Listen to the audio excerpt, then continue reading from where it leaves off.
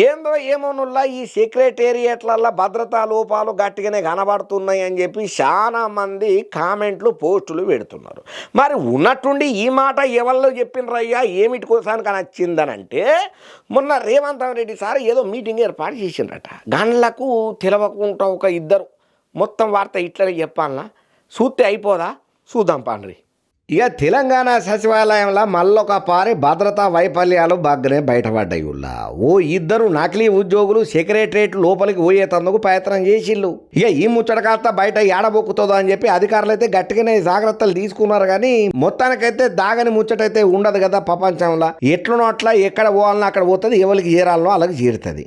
అయితే ఈ నకిలీ ఉద్యోగులు ఎందుకు లోపలికి ఓనికే ప్రయత్నం చేసిళ్ళు అనేది మాత్రం ఎవరికి తెలుస్తలేదు. ఈ సంఘటనకు సంబంధం చేసి వివరాలు అయితే బయటికి రాలేదు ఇంకా. అయితే కంచ గచ్చిబౌలి భూముల వివాదం నడుతున్నా కదా, ఎంత రసాభాసగా అవుతున్నదో ప్రత్యేకంగా చెప్పాల్సిన పని లేదు. దీని మీద పెద్ద ఎత్తున ఉద్యమకారులు గట్టిగానే ఫైట్లు ఎత్తున్నారు, మద్దతు ఇచ్చేటోళ్ళు కూడా గట్టిగానే మద్దతు ఇస్తున్నారు. వాళ్ళకు సర్కారుకు వ్యతిరేకంగా పోస్టులు పెట్టే సెలబ్రిటీలు కూడా పెడుతున్నారు. దీని మీద సర్కార్ ఎట్లా నిర్ణయం తీసుకోవాలనే దాని మీద కూడా రేవంత్ సార్ టీం గట్టిగానే పని చేస్తున్నది. అయితే ఈ కంచ గచ్చిబౌలి భూముల వివాదం సచివాలయ మంత్రులతోని ముఖ్యమంత్రి సార్ సమీక్షనైతే ఏర్పాటు చేసిండు. అయితే ఈ సమావేశం అవుతుండగా ఇద్దరు నకిలీ ఉద్యోగులు ఆరో ఫ్లోర్లో పోయేతందుకు ప్రయత్నం చేసిండ్రట. ఇక దాన్ని గమనించినటువంటి సెక్యూరిటీ సిబ్బంది ఎంబటి వాళ్ళను అటకాయించిలు. అయ్యే ఏందయ్యా బాబు మీరు ఎక్కడ పోతున్నారో ఎవరు మీరు అని అంటే నీళ్లు నొమలా పట్టిండ్రట.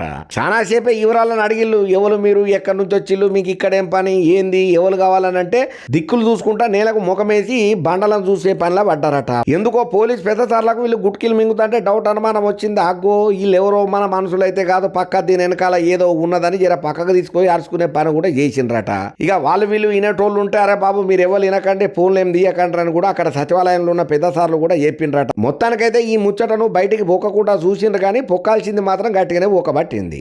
అయితే ఇట్లా వీళ్ళిద్దరు అచ్చుడితోటి కొంతమంది ఏమంటున్నారని అంటే అసలు సెక్రటేరియట్లకు సీఎం సార్ మీటింగ్ అవుతుంటే గిట్లా దొంగసాటుగా ఎవరన్నా ఓనికి అవుతుందా అంటే మీరు ఒక్కపారి ఆలోచన చేయండి. పోలీసు భద్రతా వ్యవస్థ సెక్రటేరియట్ల ఎంత వీక్ గా ఉన్నదో ఒక్కసారి ఆలోచన చేయండి. ఇది పూర్తిగా సెక్యూరిటీ వైఫల్యం వల్లనే సచివాలయం దాంట్లకు నకిలీ ఉద్యోగులు అల్చల్ చేసే పరిస్థితులు ఏర్పడ్డాయంటే మీరు కట్టడి చేయలేకపోవడం, వాళ్ళను ఎట్లా కంట్రోల్లో పెట్టాలో పెట్టకపోవటం, ఇదంతా పూర్తిగా భద్రతా వైఫల్యం అని ఇంకొంతమంది అంటున్నారు. ఎందుకంటే ఆ మధ్య కాలంలో కూడా నకిలీ ఉద్యోగులు నకిలీ ఐడి కార్డులతోని సచివాలయంలోకి పోయిండ్లు, వాళ్ళని పోలీసు పెద్ద సార్లు ఆర్చుకున్నారనే ముచ్చట్లు వినబడ్డాయి కదా. ఇక దినాం సచివాలయం ముచ్చట అత్తేజాలు ఏదో ఒక నకిలీ ఉద్యోగులు నకిలీ ఐడి కార్డులు నకిలీ పోస్టులు ఏదో వినబడుతున్నది కదా. ఈ ముచ్చట్లలో మాత్రం కొంతమంది డౌట్ అనుమానాలు గట్టిగానే వ్యక్తం చేస్తున్నారు. అసలు ఎందుకు ఊకే సచివాలయానికి ఓనికే కారణం ఏంటిది, ఎందుకు వీళ్ళు ఓనికే చూస్తున్నారు, వీళ్ళు వెనకాల ఎవరు ఉన్నారనేది కూడా ఎరకబట్టేటట్టు పోలీస్ పెద్ద ఆఫీసర్లు పనిచేసే ఆలోచన ముందరేసుకున్నారట. కానీ ఏందో ఏమోనుల్లా ఎవరు అధికారంలో ఉంటే వాళ్ళ మీద వీళ్ళు ఫోకస్, వీళ్ళ మీద వాళ్ళు ఫోకస్.